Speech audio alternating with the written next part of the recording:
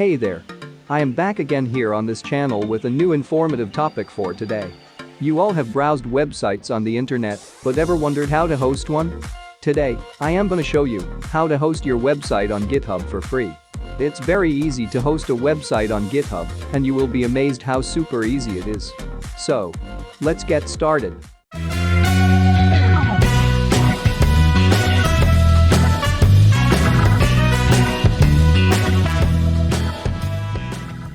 So, first of all, your code must be pushed to a repository in your GitHub account.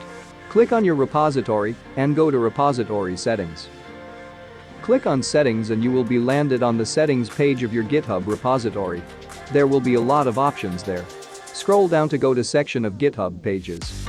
This feature GitHub Pages will help us to host our website.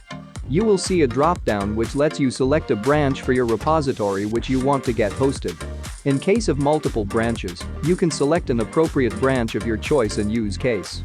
In my case, there is only one branch that is main. So, I will select that. After that, select the root location of your website and hit save. Oh. Page got loaded again. Scroll down to GitHub Pages again and select the theme for your website. I am gonna select the default Cayman theme for my site.